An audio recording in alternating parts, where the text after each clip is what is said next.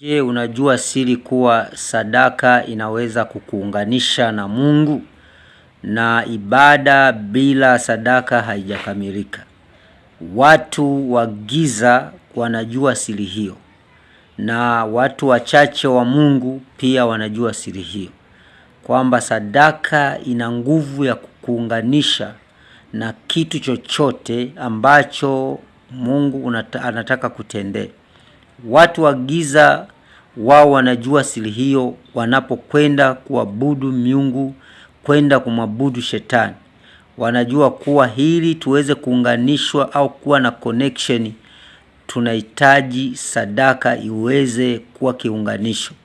Na watu wa Mungu vile vile wanaojua siri ya sadaka, wenyewe huwa wanajua kuwa nitakapomtolea Mungu sadaka basi kutakuwa na connection.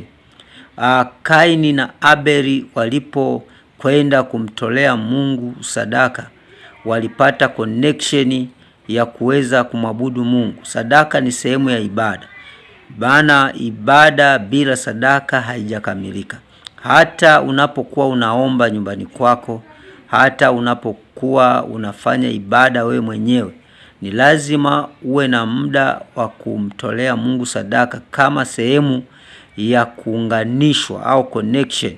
Kwa nini malaika anamtembelea Kornelio? Tukisoma kile kitabu cha Matendo ya Mitume sura ile ya 10 mstari wa 1, Biblia inaeleza habari za Kornelio kuwa malaika anamwendea akimpasha habari kuwa sadaka zake na sala na maombi vimefika mbinguni kwa ukumbusho.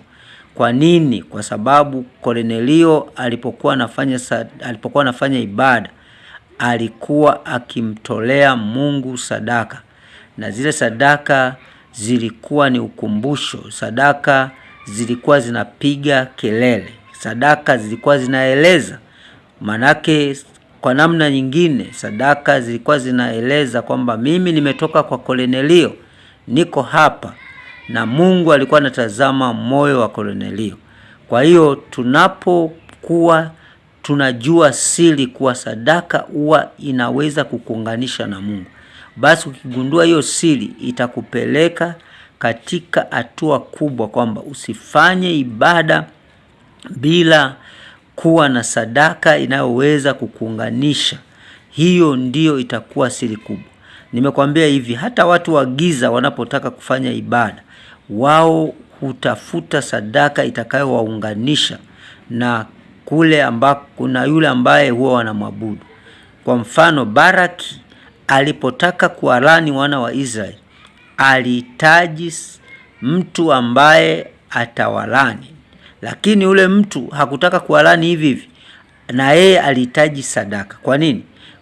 Sadaka ilitakiwa iweze kuunganisha ile laana na yule Mungu ambaye Balaam alikuwa anakwenda kuomba ili aweze kuwalani wana wa Israeli. Nadhani Balaam yeye hakujua kuwa wana wa Israeli wamebarikiwa na Mungu. Kwa siri sielezee tu habari za Balaam, ninakuelezea kwamba siri ya sadaka inayoweza kukuunganisha na Mungu. Kwa hiyo jifunze kuunganishwa kwa njia ya sadaka. Mtumishi wa Mungu, huu ni ujumbe mfupi lakini ni ujumbe wenye nguvu sana. Jinsi sadaka inavyoweza kukuunganisha na Mungu, na ibada bila sadaka haijakamilika. Ibada yoyote bila sadaka haijakamilika. Maana yake unapomwendea Mungu, iwe ni kwa ajili ya maombi, iwe ni kwa ajili ya kumwabudu, lazima ujue kwamba sadaka ndiyo kiunganishi kikubwa na Mungu, na mbingu hufunguka. Katika kitabu cha Malaki anasema, muone kama sintawafungulia madirisha ya mbinguni. Kwa hiyo madirisha ya mbinguni hufunguka na kwa njia ya sadaka pia. Hiyo Malaki 3:10. Muone mkanijaribu, manake kiunganishi kikubwa kuna sadaka. Kiunganishi kikubwa lazima kuwepo na sadaka, ili uweze kuona Mungu akisikia, Mungu akikugusa. Kiunganishi kikubwa, siri kubwa. Sadaka ni kiunganisho kikubwa na Mungu. Sadaka inakuunganisha na Mungu. Ibrahimu aliunganishwa na Mungu kwa njia ya sadaka. Kornelio aliunganishwa na Mungu kwa njia ya sadaka. Yule Dorcas aliunganishwa na Mungu kwa njia ya sadaka. Hata siku ile alipokufa, Petro aliweza kumwomba Mungu na Mungu akamfufua tena. Kwa hiyo itakusaidia, na hii ndio siri kubwa.